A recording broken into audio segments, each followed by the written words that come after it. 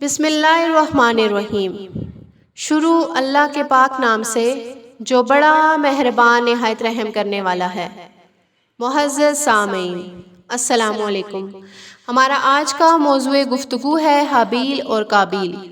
معزز سامعین، اگر آپ کو ہماری اسلامک ویڈیوز پسند آ رہی ہیں تو ہمارے چینل کو سبسکرائب کریں اور بیل آئیکن کو پریس کریں تاکہ ہماری آنے والی ویڈیوز آپ تک پہنچتی رہیں۔ اللہ تعالیٰ نے انسان کو پیدا کرنے سے بہت پہلے ہی زمین و آسمان بنا لیے تھے اور اس وقت انسانی زندگی ابتدائی حالت میں تھی۔ حضرت آدم اور اماں حوا زمین پر آباد ہوئے تو ان کے ہاں کئی بچے پیدا ہوئے۔ ان میں سے 2 لڑکوں کے نام حابیل اور قابیل تھے۔ قابیل عمر میں بڑا تھا، وہ کسان تھا اور فصلیں اگاتا تھا۔ حابیل ایک چراوا تھا اور بھیڑ بکریاں پالتا تھا۔ حابیل نیک نوجوان تھا جبکہ قابیل ظالم تھا۔ وہاں ایک خاتون تھی، دونوں بھائی چاہتے تھے کہ اس خاتون سے ان کی شادی ہو جائے۔ اس طرح جھگڑا شروع ہو گیا۔ ان کے والد نے کہا کہ دونوں اللہ تعالیٰ کو اپنی قربانی پیش کریں، جس کی قربانی قبول ہو گئی اس کی شادی اس خاتون سے ہو جائے گی۔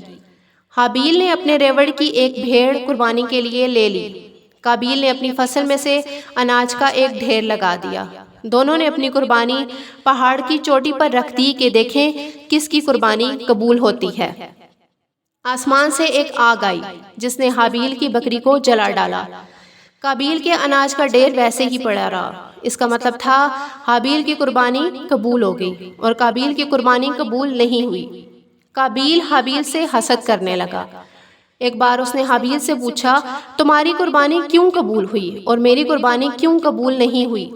حابیل نے کہا کہ قربانی صرف اسی کی قبول ہوتی ہے جو نیک ہوتا ہے۔ یہ سن کر قابیل کو اس قدر غصہ آیا کہ اس نے حابیل کو مار ڈالا۔ اب قابیل کو سمجھ نہیں آ رہا تھا کہ حابیل کی لاش کا کیا کرے۔ اسے ایک کوا دکھائی دیا جو ایک دوسرے کوے کے مردہ جسم کو زمین میں دفن کر رہا تھا۔ حابیل نے بھی قابیل کی لاش کو دفن کر دیا۔